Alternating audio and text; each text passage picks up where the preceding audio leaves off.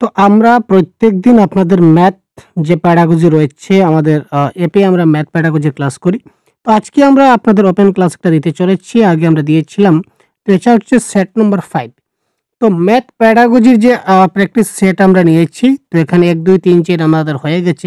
তো আজকে আমরা এই সেট নম্বর 5 নিয়ে আলোচনা করব। এখানে বেশ কিছু প্রশ্ন আছে আপনারা দেখতে পাবেন এবং প্রত্যেকটা প্রশ্নের আনসার কি করে একদম মানে দেখামাত্র আপনারা কারেক্ট করতে পারেন এই ধরনের ট্রিক আমি আজকে বলার চেষ্টা করব। যাতে করে খুব কম সময়ে আপনারা জিনিসটা সবগুলা জিনিস খুব ভালো করে জিনিসগুলো বুঝতে পারেন। এই জিনিসটা মাথায় রেখে আমরা আজকে ক্লাসটাকে সাজিয়েছি। সুতরাং ক্লাসটাকে অবশ্যই শেষ পর্যন্ত আপনারা মনোযোগ সহকারে দেখবেন। তো প্রথম প্রশ্ন দেখে নেওয়া যাক। Which of the following statement is the list possible characteristics of the stages of Ben হিলের থিওরি অফ জিওমেট্রিক্যাল থিঙ্কিং। মানে বেন হিলের যেটা তত্ত্ব আমি বারবার আমার ক্লাসে বলে থাকি যে ম্যাথ প্যাডাগজি যদি আপনাদের জানতে হয়, যদি শিখতে হয়, এখানে 1 থেকে 2 মার্ক। 1 মার্ক তো 100% গ্যারান্টি। যদি ভাগ্য ভালো থাকে তাহলে 2 মার্কও আপনাদের এই বেন হিলের তথ্য থেকে আপনাদের আসবে। তো বেন হিলের তত্ত্ব এখনো যারা দেখেননি খুব তাড়াতাড়ি আমাদের দেওয়া আছে কোর্সে। আপনারা অবশ্যই এটা খুব তাড়াতাড়ি আপনারা দেখে নিন। কারণ এই তত্ত্ব সম্বন্ধে আপনাদের যেমন আমাদের বাইগোডস্কি থেকে সিডিবিতে প্রশ্ন আসবেই আসবে, কমন গ্যারান্টি, যে কোনো জন বলবে। যেমন পিয়াগেট থেকে সিডিবিতে প্রশ্ন আসবে 100% কনফার্ম। কোহলবার্গ থেকে সিডিবিতে প্রশ্ন আসবে কনফার্ম। সেম টু সেম ভাবে বেন হিলে থেকে ম্যাথ প্যাডাগজিতে একটা প্রশ্ন থাকবেই থাকবে, এটাও কনফার্ম। ক্লিয়ার ভাই? তো এখানে বলেছি যে বেন হিলের যে তত্ত্ব, এই তত্ত্বে তিনি যে জ্যামিতিক চিন্তাভাবনা দিয়েছিলেন, এখানে যে স্তরগুলা দিয়েছিলেন তার মধ্যে নিচের কোনটা কম সম্ভাব্য, নিচের কোনটা তিনি দেননি। ঠিক আছে? তো প্রথমত বেন হিলে কি করেছিলেন, তিনি বেন হিলে যে তত্ত্বটা দিয়েছিলেন তার এই তত্ত্বটা ছিল একটা সিকোয়েন্সিয়াল। কারণ তিনি দিয়েছিলেন 5টা লেভেল। প্রথমে লেভেল 0 যেখানে শিশুরা দেখামাত্র জিনিসগুলা বলতে পারে। যেমন এইটা দেখলেই সে বলে এটা তো একটা রুটি। এটা দেখলেই সে বলে এটা তো একটা সমোসা বা সিঙ্গাড়া। অর্থাৎ लेवल 0 সে দেখেই জিনিসটাকে চিনতে পারে, दिखावट के आधार पर पहचान করে।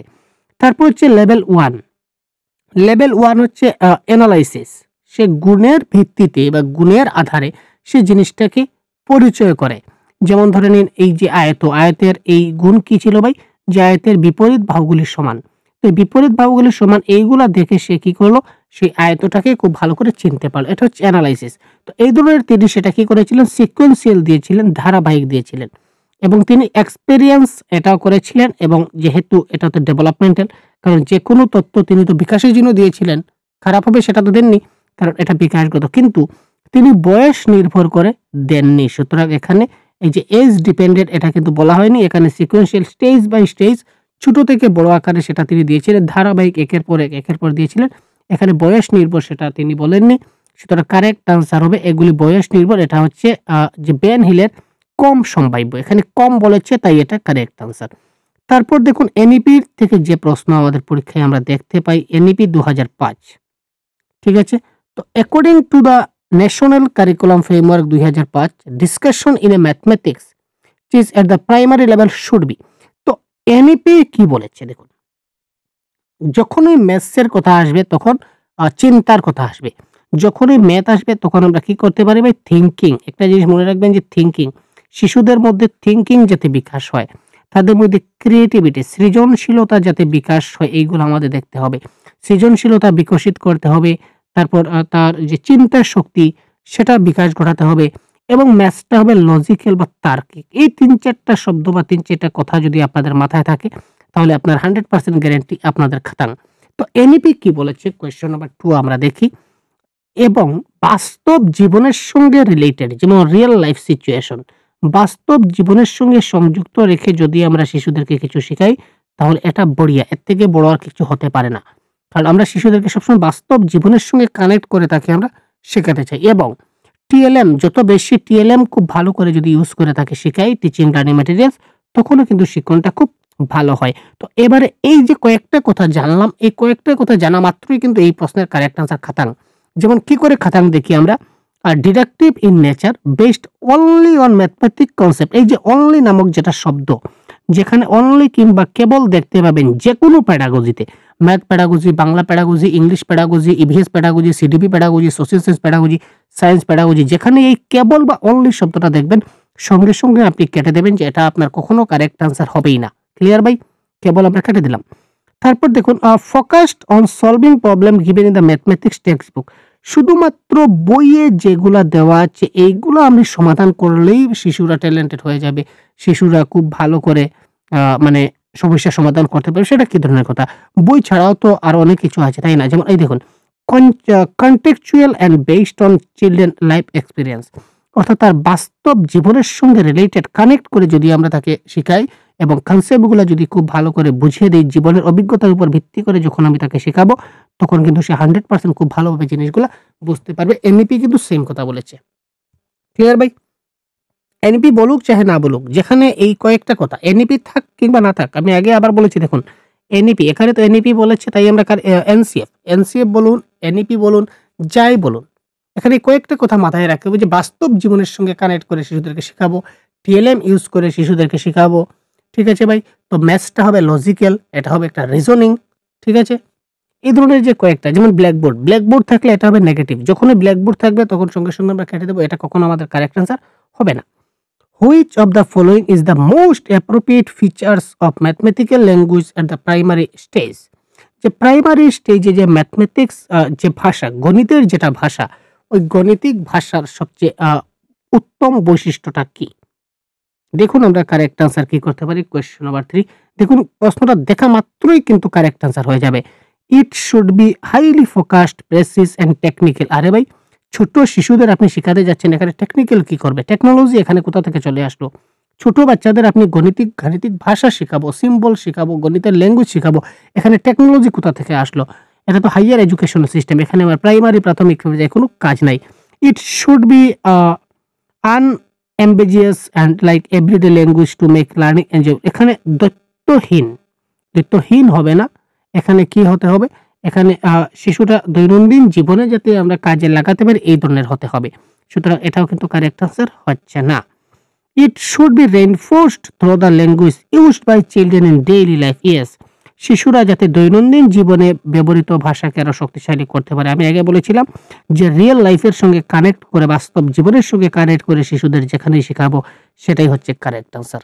তো এই ধরনের কিছু কিছু ক্লু আপনি পরীক্ষার হলে পাবেন, কিছু কিছু অপশনে এই ধরনের ক্লুগুলা পাবেন। যখনই এই ক্লুগুলা পাবেন তখনই আপনি কাক করে ধরে নেবেন যে এই তো আমি পেয়ে গেছি ভাই, সার আমি পেয়ে গেছি, রস আমি পেয়ে গেছি। তো এই রস থেকেই আপনি কি করবেন? কারেক্ট আনসারটা বের করে নেবেন। ক্লিয়ার? পরবর্তী কোয়েশ্চন নাম্বার 4,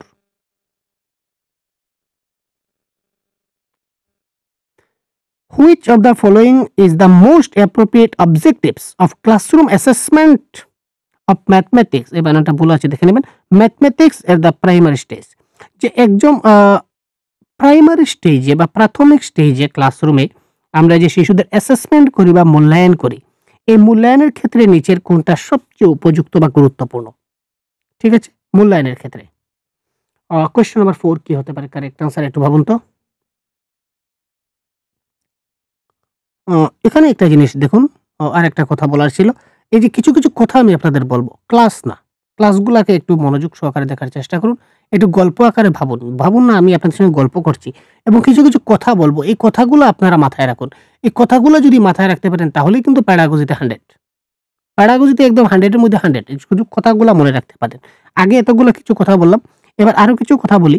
যে কোথাও যদি অনলি থাকে আপনি সঙ্গে সঙ্গে কেটে দেবেন অনলি।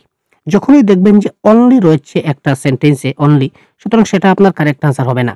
যদি আপনি দেখেন যে ব্ল্যাকবোর্ডের শিক্ষক কিছু একটা করছেন, ব্ল্যাকবোর্ডের শিক্ষক কিছু একটা করছেন, এটা আপনার কারেক্ট আনসার হবে না।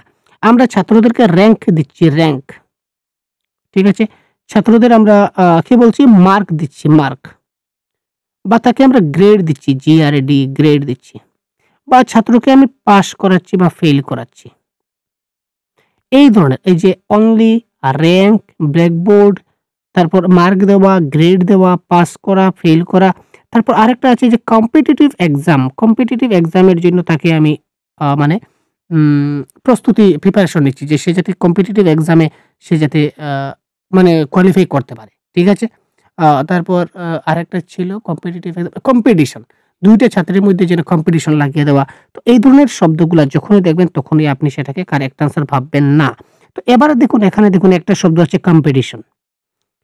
To develop a spirit of competition among learners to improve there performance. এইমাত্র বললাম ছাত্রদের মধ্যে আমরা প্রতিযোগিতার মনোভাব আমরা দেব না। সুতরাং এটা ক্যানসেল। এটা আমাদের কখনো কারেক্ট আনসার হতে পারে না।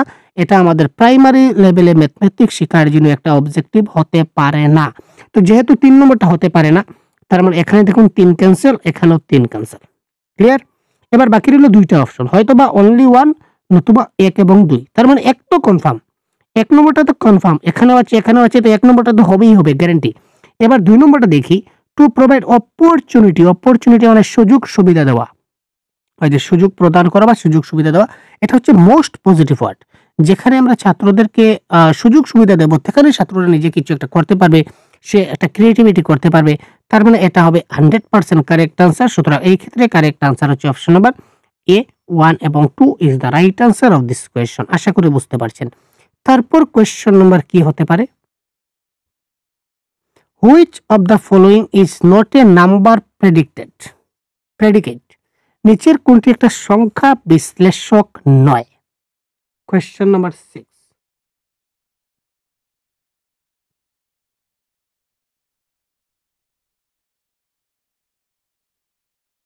কোয়েশ্চন নাম্বার 5, 6 নয়, দুঃখিত। কোয়েশ্চন নাম্বার 5, সংখ্যা বিশ্লেষক। দেখুন ম্যাচিং, আমরা যখন একদম ছোট ছোট শিশুদের আমরা কি করি, প্রথমে আমরা তাকে ম্যাচিং করা শেখাই। যে এখানে আছে, এই দেখুন এখানে আছে একটা, এইভাবে কিভাবে, এই দেখুন এইভাবে যদি থাকে তো আমরা কি করি, তাকে ম্যাচিং করে। যেমন এখানে একটা বলা আছে, ১ এর সঙ্গে ১ কানেক্ট করো, ২ এর সঙ্গে ২ কানেক্ট করো। এইভাবে আমরা ছোট শিশুদের শিখাই। সুতরাং এটা ম্যাচিং তো হবে। হাইয়ারার্কিক্যাল ইনক্লুশন মানে হাইয়ারার্কি মানে ক্রমাগত শ্রেণীবিন্যাস, আস্তে আস্তে করে বাড়বে, এটা তো হতে পারে। সর্টিং মানে বাছাই করা, যে এখানে কোথায় ২ আছে বেছে বার করো, এখানে কোথায় ১ আছে বেছে বার করো। আমরা এটা করতে পারি। কিন্তু ভাই কালার কোনটা নেব, আচ্ছা এটা নেই। কিন্তু অ্যাপ্রক্সিমেশন এটা কিন্তু আমরা ছোট ক্লাসে করতে পারি না। অ্যাপ্রক্সিমেশন বা আনুমানিক মানে কি? যেমন ধরুন 2.97 এটা মানে কত? তো আমরা বলতে পারি যে 2.97 এটা মানে 3, ঠিক আছে?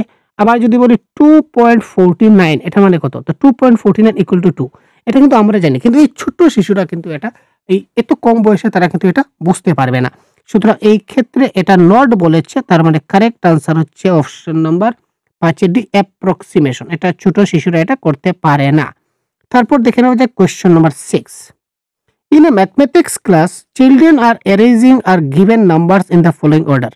একটা ছাত্র কি করলো, প্রথমে ২৮, তারপর ৪৮, তারপর ৫৭, তারপর ৯২, এইভাবে তারা কি করলো, লিখতে শুরু করলো। এই যে তারা সিকোয়েন্সে যে লিখছে ২৮, ৪৮, তারপর ৫৭, তারপর ৯২, তারা যে লিখছে তারা কোন ধারণার উপর ব্যবহার করেছে? কোন ধারণা, কোন কনসেপ্ট তারা ফলো করে তারা এইভাবে যে সংখ্যাগুলোকে অ্যারেঞ্জ করছে? ১ নম্বর প্রপোর্শন। প্রপোর্শন মানে হচ্ছে অনুপাত। ঠিক আছে?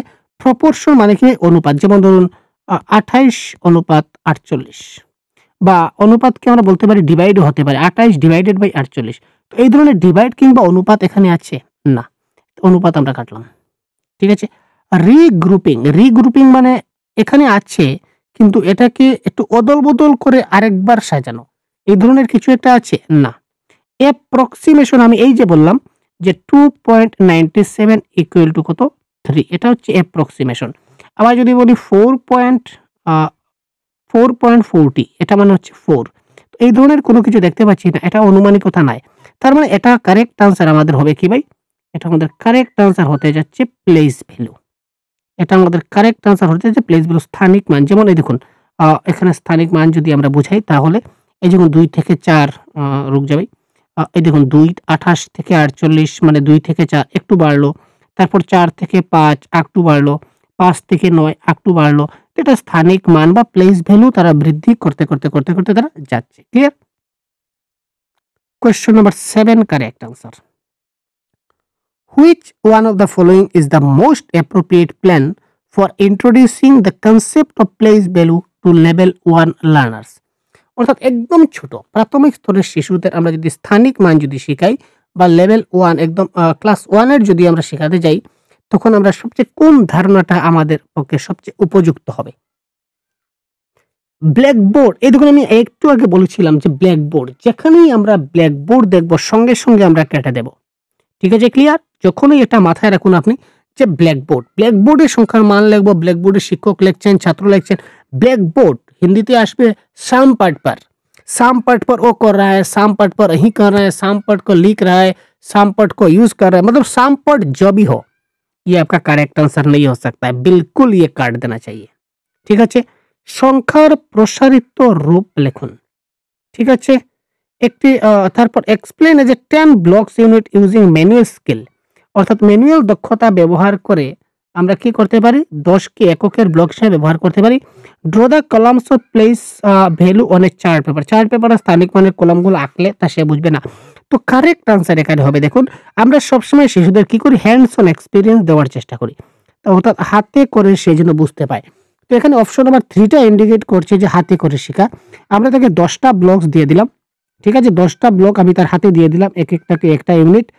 আমি এই যে 10টা ব্লক আমি তাকে হাতে দিলাম এবং এই ব্লকগুলো ব্যবহার করে আমি তাকে শেখাতে যাচ্ছি।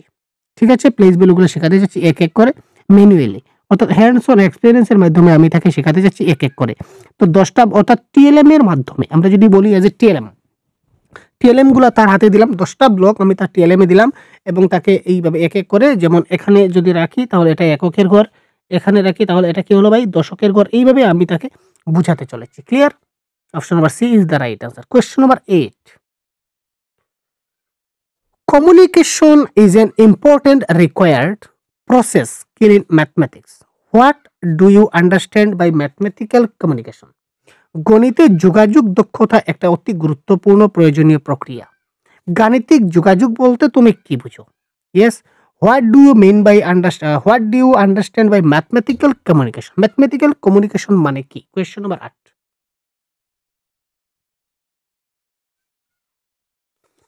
a child ability to read word problem quickly and correctly.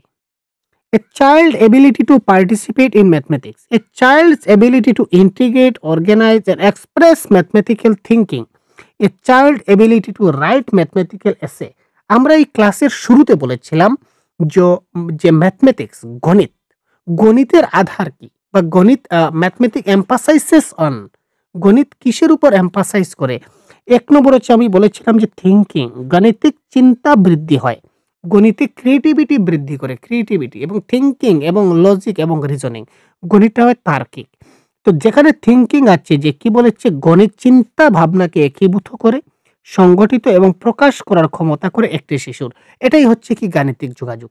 তো যেখানেই ম্যাথমেটিক্যাল থিঙ্কিং থাকবে, ম্যাথমেটিক্স এজ এ রিজনিং হিসাবে ব্যবহার হবে, লজিক হিসাবে ব্যবহার হবে, এজ এ ক্রিয়েটিভিটি হিসাবে ব্যবহৃত হবে, এটাই হবে কারেক্ট আনসার। বাকি অপশনগুলো দেখার কোনো আমার প্রয়োজনই নেই। এইভাবে একদম বেসিক যে জিনিসগুলো আছে এগুলো আপনারা দেখতে পারেন এবং সঙ্গে একটা অ্যাড আমরা করে নেই যে আমাদের সহজগুরু অ্যাপে কিন্তু এই ধরনের আমাদের ক্লাস প্রতিনিয়ত চলছে।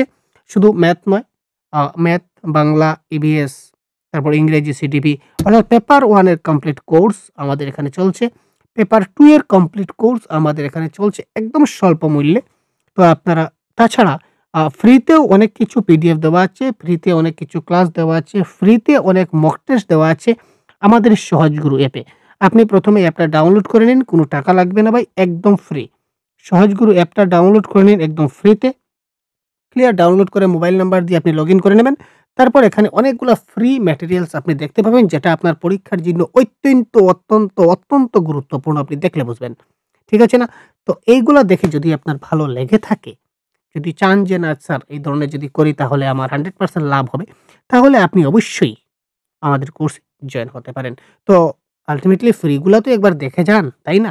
ফ্রিগুলো একবার দেখে নিন, তাই না? তো আপনি একবার দেখে নিতে পারেন। ক্লিয়ার ভাই?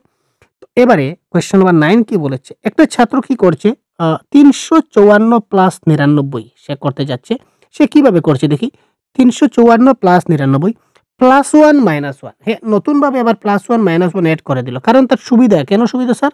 যে 99 আর 100 হয়। এই দেখুন 354 আর 100 454, আবার 1 বিয়োগ করলাম তো 454।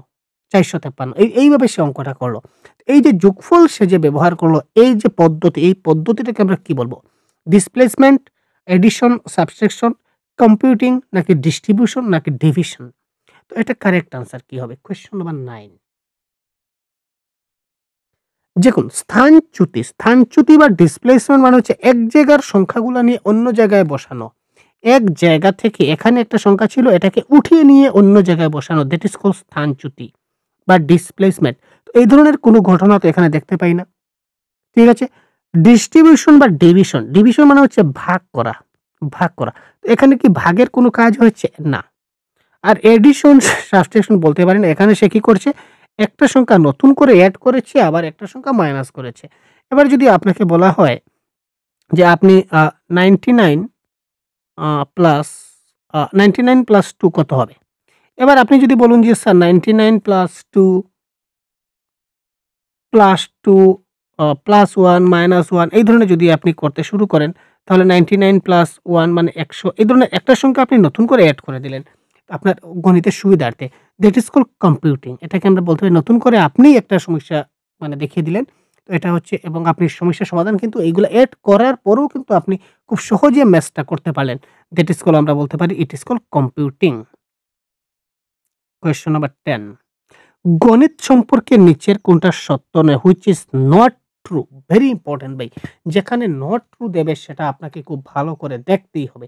কারণ নট ট্রু গুলা কিন্তু আমরা খুব ভালো করে দেখে নেই। কারণ এইগুলো আমাদের দেখার বিষয়। নট ট্রু আমাকে দেখতে হবে, জানতে হবে যে হুইচ ইজ নট ট্রু, এবং দেখা মাত্র আপনি কারেক্ট আনসার করবেন। এই যে নেগেটিভ ওয়ার্ড যেগুলা বলেছিলাম, এই নেগেটিভ ওয়ার্ড গুলো আপনি দেখা মাত্র কিন্তু কারেক্ট আনসার করতে পারবেন। Question number 10।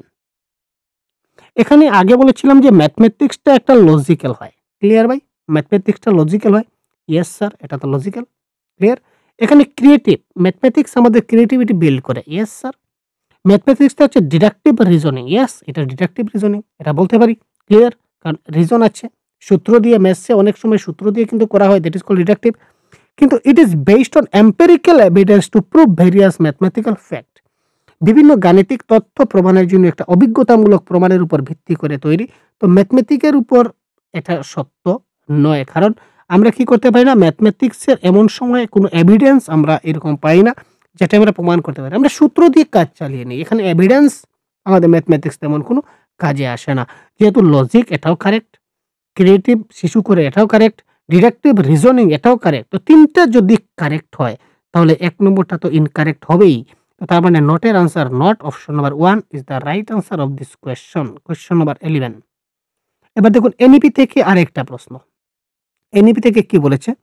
Under the national education policy 2020 the Nipun India scheme was launched by the India ministry of education which ensure basic numeracy and literacy in every student. The full form of Nipun. ওহো, এখানে নিপুণের সম্পূর্ণ নামটা কি? নিপুণ, NIPUN, এই নিপুণের পুরো নামটা আপনাদেরকে বলতে হবে। কোয়েশ্চন নাম্বার 11 কি হতে পারে? National initiative for proficiency in reading with understanding and numeracy. এটা তো হচ্ছে না, কারণ নিপুণ এখানে তো পি নাই। ইনিশিয়েটিভ ফর ইমপ্রুভড, না এটা হচ্ছে না। অপশন ডি তো আমরা আগে কেটে দিলাম। তো আপনারা জেনে রাখুন কোয়েশ্চন নাম্বার 11 এর কারেক্ট আনসার অপশন নাম্বার 1। আমি ডাইরেক্ট বলে দিচ্ছি কারণ প্রশ্ন এইভাবে আপনাদের আসবে, খুব ভালো করে একবার দেখে নেবেন। National initiative for proficiency in reading with understanding and numeracy. পরীক্ষায় কিন্তু প্রশ্ন আপনার আসবে, সেটা খুব ভালো করে আপনি জেনে রাখুন। Question number 12। NCERT class 1 and class 2 textbook have lesson that are based on listening the daily activities of the child, days of a work, days of the month, change of the session, একটা সাস lesson.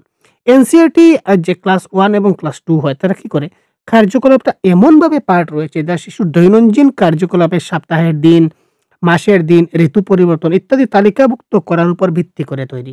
সপ্তাহের দিনও এখানে রয়েছে, মাসের দিনও রয়েছে, ঋতু পরিবর্তন রয়েছে, এইভাবে তালিকাভুক্ত করে তৈরি। তো এই ধরনের পার্টটাকে আমরা কি বলতে পারি গণিতের ভাষায়? Question number 12। Do not convey any meaning in the mathematical classroom. এখানে দিন 7 দিনে 1 সপ্তাহ, 30 দিনে 1 মাস, এটা তো ভাই ম্যাথসের একটা কনসেপ্ট। তো এখানে বলেছে ম্যাথসের কোনো প্রভাব পড়ে না, তার মানে এটা তো আদৌ সত্য না, এটা তো ভুল। Make a mathematics text book colourful and enjoyable. এই ক্ষেত্রে ম্যাথমেটিক্সের বইকে রঙিন করে এবং খুব এনজয়েবল করে না।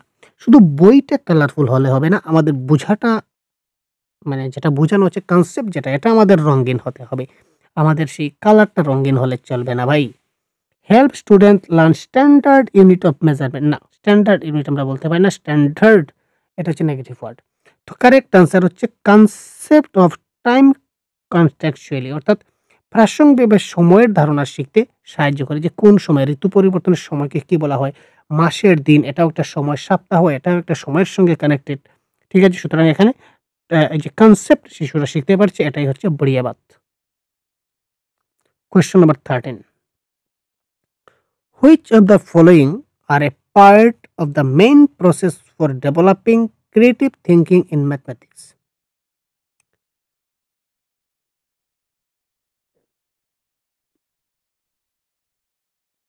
গণিতে সৃজনমূলক চিন্তাশীলতা বিকাশের প্রধান প্রক্রিয়াগুলির মধ্যে নিচের কোনটা অংশ সত্য? Which of the following are the part of the main process of for developing creative thinking for mathematics? আচ্ছা, গণিতে যদি আমরা ক্রিয়েটিভ করতে চাই বা সৃজনশীলতা করতে চাই, তাহলে নিচের কোনটা করতে হবে? আচ্ছা, একটা জিনিস আপনি ভাবুন, প্রদত্ত সূত্র ব্যবহার করে সমস্যা সমাধান। আপনাকে একটা সূত্র দেওয়া হলো, কি সূত্র ভাই? যে a plus b whole square. এই a plus b whole square সূত্রটা ব্যবহার করে আপনি আরো 10টা অঙ্ক করুন। যেমন এবার 2 প্লাস 3 হোল স্কোয়ার কত হতে পারে? তারপর হচ্ছে 7p প্লাস, আমরা তো অনেকগুলো করেছি না, 7p plus 4q whole square, এটা করে দেখান। এই সূত্র প্রয়োগ করে করবেন। তো আপনি যদি সূত্র প্রয়োগ করেই অঙ্কটা করেন, তাহলে এখানে ক্রিয়েটিভিটি আপনার আসবে? আপনি ক্রিয়েটিভিটি কোথা থেকে করবেন? যদি আপনাকে নির্দিষ্ট সূত্র ধরিয়ে দেওয়া হয় যে a square minus b square, এই সূত্র দিয়ে আপনাকে করতে হবে, তো আপনি এই সূত্র দিয়েই করবেন। তো আপনাকে যদি নির্দিষ্ট সূত্র ব্যবহার করে অঙ্ক করতে বলা হয়, তো সেখানে আপনি ক্রিয়েটিভিটি কোথা থেকে আনবেন? ক্রিয়েটিভিটি আনতে পারবেন? মোটেই না। তার মানে সূত্র ব্যবহার করে আমাদের কি করতে পারি না? আমরা ক্রিয়েটিভিটি করতে পারি না। আর এখানে বলেছে which is the part of creative thinking of mathematics. তার মানে 3 নম্বরটা তো আমাদের হচ্ছে না। ক্লিয়ার ভাই? তো 3 নম্বরটা হচ্ছে না, তার মানে এই 1, 3 এটা ক্যানসেল, 2, 3 এটা ক্যানসেল। এবার হয়তো 1 এবং 2 নতুবা অনলি 2। তো 2 টা তো কারেক্ট, 2 টা তো হতেই হবে, কারণ এখানেও 2 আছে, এখানেও 2 আছে, 2 টা তো হতেই হবে, 2 আর আমরা ভাবলাম না। ঠিক আছে? 2 টা আমরা, এবার 1 নম্বর দেখি, আইডেন্টিফাই প্যাটার্ন এন্ড রিলেশনশিপ। ঠিক আছে ভাই, প্যাটার্ন গুলা ভালো করে বুঝতে হবে, রিলেশনশিপ গুলা জানতে হবে, তারপর তো ক্রিয়েটিভ করবে। তার মানে অপশন नंबर 1 এবং 2 इज द राइट आंसर। ये है क्वेश्चन सॉल्व करने का एक अनोखा तरीका जो मैं दिखाता हूँ सिर्फ, क्योंकि कैसे आंसर हो सकता है, सब ऑप्शन पढ़ने का कोई जरूरत ही नहीं है भाई। आप लोग 1 या 2 ऑप्शन पढ़े और करेक्ट आंसर धर लगा दीजिए। तो ये क्वेश्चन नंबर 14 जो दिया गया है, ये थोड़ा देख लीजिए क्या होता है। According to the NCF 2005, the most appropriate way to develop interest and a positive attitude towards mathematics among primary level children is, question number 14,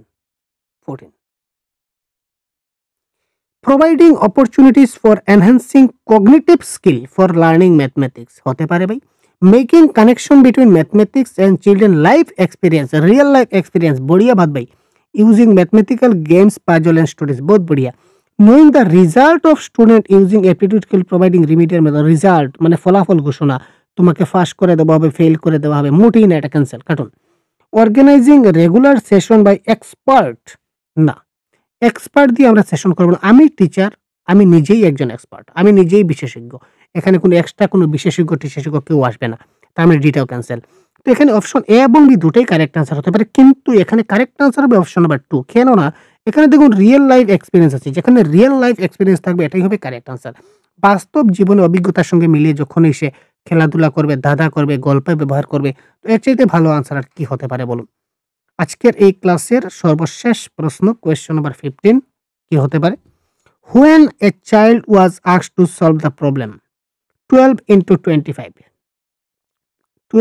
25, সে কি করে সলভ করলো? প্রথমেই 12টাকে ভেঙে দিল, 12টাকে ভাঙে সেইভাবে লিখে দিল 3 4 12 ইন্টু 25, এইভাবে এটাকে সলভ করলো। তারপর 3টাকে আলাদা করে দিল, তারপর 4 25 100 করলো, 100 করে 3 100 300 সে এইভাবে অঙ্কটা করলো।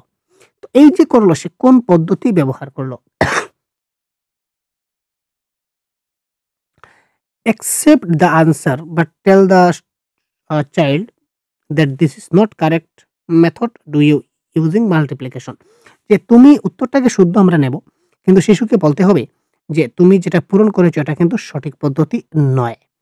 Instruct the child to take help from other student to solve the question using correct algorithm. না, তাকে বলতে হবে যে না না না তুমি এটা সঠিক হয়নি, তুমি অন্য শিক্ষার্থী থেকে সাহায্য নিতে পারো, তুমি সঠিকভাবে সেটা করো।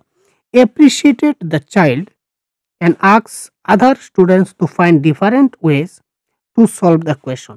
আমরা কি করতে পারি? ছাত্রকে আমরা মানে প্রশংসা করব এবং শিক্ষার্থীদের প্রশ্নটি সমাধানের জন্য আমরা তাকে কি করতে পারি? উৎসাহিত করতে পারি। খুঁজে বের করতে হবে। Appreciate child answer and advise him not to use method solve the question in the examination. যে পরীক্ষায় তুমি এই ধরনের প্রশ্ন তুমি ব্যবহার করবে না। একটা কথা মনে রাখবি, আমি এই যে প্রশ্নটা করলাম, এই প্রশ্নের পিছনে শুধু একটা কথা মাথায় রাখবো। আমি আগের ক্লাসে আমি এই ক্লাসেই বলেছিলাম বা আগের ক্লাসে প্রত্যেকটা ক্লাসে একটি কথা বলে থাকি। Maths emphasise on creativity. গণিত কি? গণিত ক্রিয়েটিভিটির উপর বল দেয়। গণিত ক্রিয়েটিভিটিকে বিশ্বাস করে, সৃজনশীলতার উপর বিশ্বাস করে। যখন সৃজনশীলতার উপর যখন বিশ্বাস করবে ভাই, তখন ছাত্ররা নতুন কোনো কিছু করবে, তখনই তো ক্রিয়েটিভিটি হবে। আর ছাত্রটা যখন নতুন কিছু একটা করবে, তখন তাকে যদি আমি উৎসাহিত না করে গালাগাল দেই, তাহলে সে আর কি নতুনভাবে কোনো কিছু করতে পারবে? না। তো ছাত্রটা যখনই নতুন কিছু একটা করবে, নতুনভাবে নিউলি সে যখনই কিছু একটা করতে যাবে, যেকোনো মেথড, যেকোনো ফর্মুলা, সঙ্গে, সঙ্গে তাকে কি করতে হবে? প্রশংসা করতে হবে, অ্যাপ্রিশিয়েট করতে হবে এবং বাকি শিক্ষার্থীদের বলতে হবে যে, "দেখো সে কিভাবে ক্রিয়েটিভিটি করেছে। তোমরাও এইভাবে নতুন, নতুন ক্রিয়েটিভিটি তোমরা করো।" ক্লিয়ার ভাই? তো এই ধরনের যদি আমি তাকে সবসময় প্রশংসা করতে থাকি, অন্য শিক্ষার্থীর সঙ্গে যদি এই প্রশ্নটা তাকে যদি আমি বুঝিয়ে দেওয়ার চেষ্টা করি, তাহলে 100% গ্যারান্টি তার মনোবল বৃদ্ধি হবে এবং পরবর্তীতে এই যে প্রশংসা করার ফলে সেও আরো ক্রিয়েটিভ করবে এবং তার বাকি যে ছাত্ররা রয়েছে তারাও কিন্তু ক্রিয়েটিভলি থিংকিং তাদের বিল্ড হবে। ক্লিয়ার ভাই? তো এই ছিল আমাদের সম্পূর্ণ ক্লাসের আনসার কি। এই ধরনের টোটাল 5 টা প্র্যাকটিস সেট আমাদের হয়ে গেছে। তো এই সবগুলা প্র্যাকটিস সেট আমরা আমাদের যে অ্যাপের কোর্সে আমরা আপলোড করে দিয়েছি। যদি আপনারা এখনো পিডিএফটা দেখে না থাকেন, অবশ্যই এখনই গিয়ে আপনারা দেখে নিন। পেপার 1 এর যে আমাদের সেট রয়েছে, কোর্স রয়েছে, এই কোর্সে আপনারা এখনই সবগুলা রয়েছে, আপনারা এগুলা দেখে নিন। ক্লিয়ার? তো আজকে এই পর্যন্তই, ক্লাসটা বিদায় নিচ্ছি। পরবর্তী ক্লাসে আবার খুব শিগগিরই আপনাদের সঙ্গে কথা বলব। তখন ভালো থাকবেন, সুস্থ থাকবেন, আমাদের সঙ্গে থাকবেন। জয় হিন্দ।